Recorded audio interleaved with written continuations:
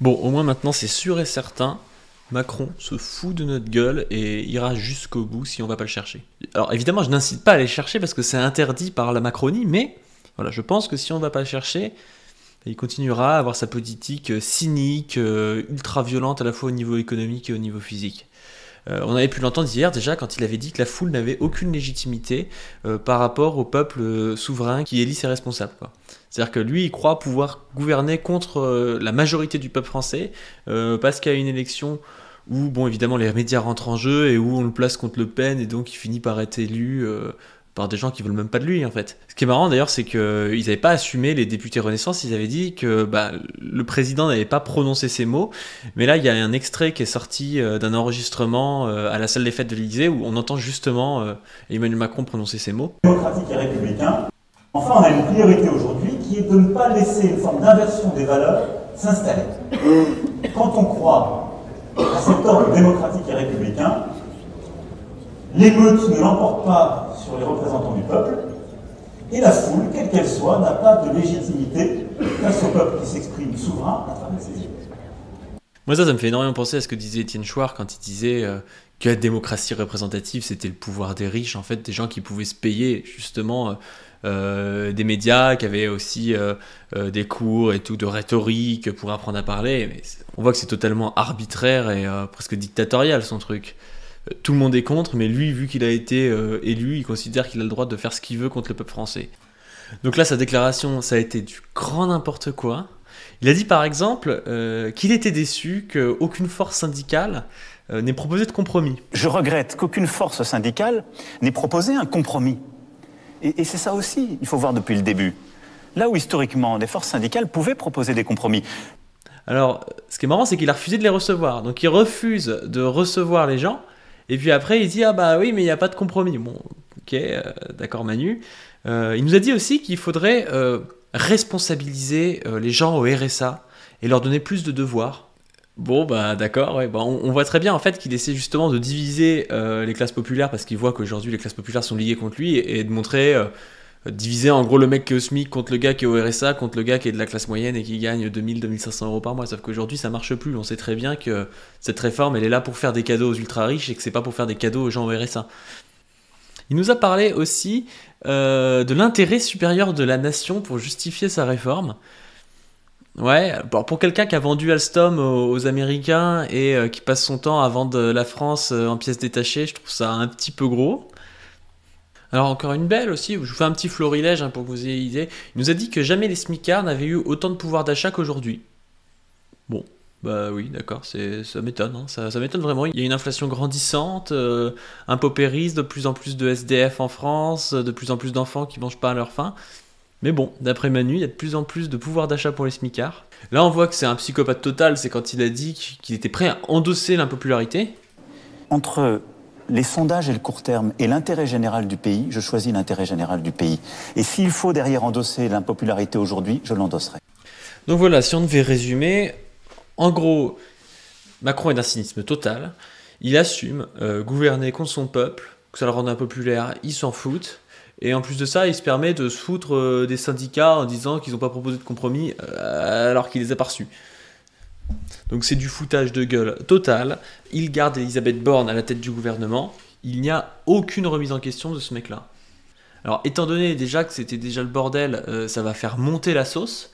Et là on peut vraiment avoir peur parce que la police étant en roue libre hier, avant-hier, avant-avant-hier, qu'est-ce que ça va être jeudi? Parce que faut se rendre compte que les déclarations de Macron, ça va faire sortir du monde dans la rue. Pour vous faire un petit florilège de ce qui s'est passé hier, on a eu le droit à cette magnifique scène où des CRS foutent un SDF par terre et se foutent de sa gueule.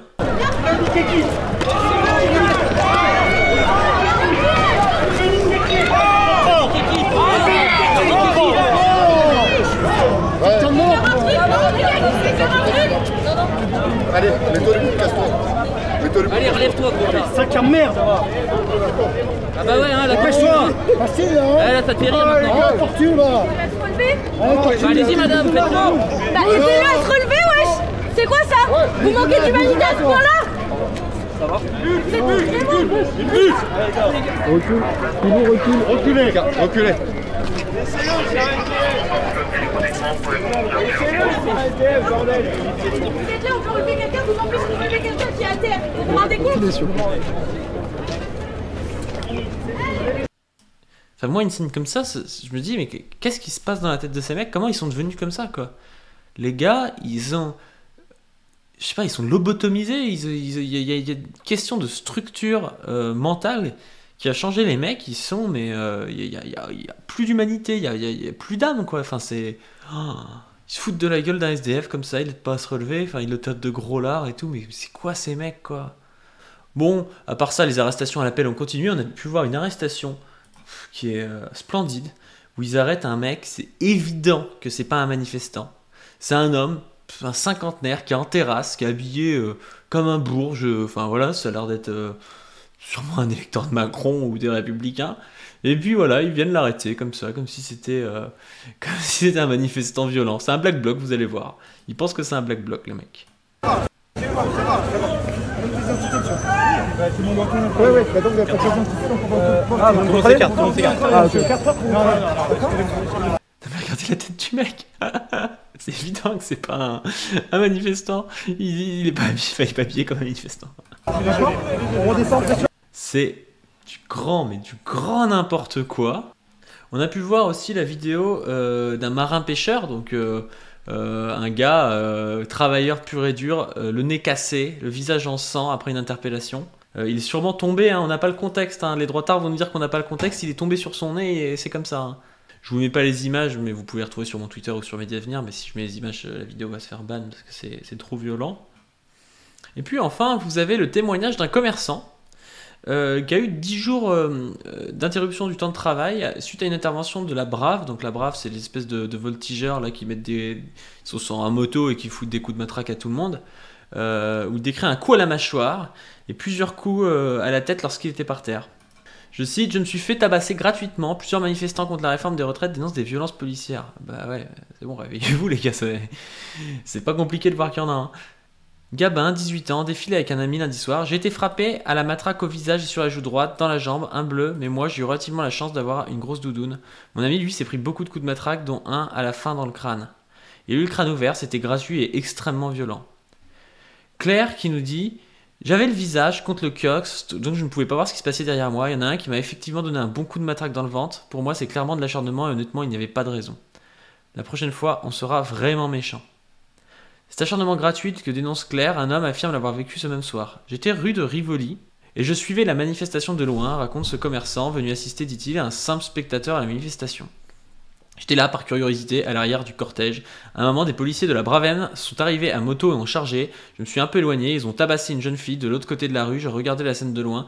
Tout à coup, 2 Bravem sont arrivés sur moi à pied, j'ai senti qu'ils allaient me charger mais je n'avais rien à me reprocher. Je n'ai pas bougé, ils ont couru vers moi en criant « Il y a quoi dans ton gros sac ?» J'ai levé les bras et dit qu'il pouvait regarder dans le sac.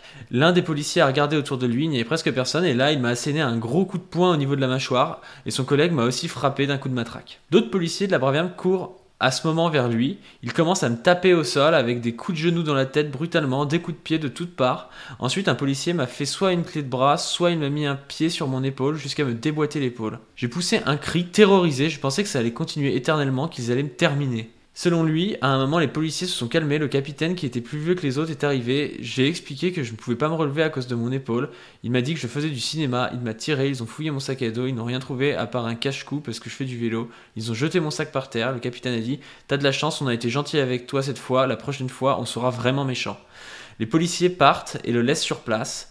Heureusement, un témoin m'a aidé, je ne pouvais pas ramasser mon sac, j'avais l'épaule luxée et déboîtée. Il m'a aidé à prendre un taxi jusqu'à l'hôpital de l'Hôtel-Dieu. J'ai eu 10 jours d'incapacité totale de temps de travail, j'ai une attelle et des grosses douleurs, j'ai aussi un hématome à la mâchoire et aussi une douleur derrière le crâne. L'homme ne comprend toujours pas ce qui s'est passé. Je n'ai pas dormi de la nuit, je me suis refait cette scène toute la nuit, je suis sous le choc, c'est surréaliste ce qui m'est arrivé, j'ai été tabassé par 5 mecs, c'était des bêtes, à aucun moment je n'ai essayé de courir ou de me débattre, je me suis fait tabasser gratuitement. Donc voilà ce que c'est la police de Macron. Et voilà comment Macron traite ceux qui en fait manifestent, même sans rien faire.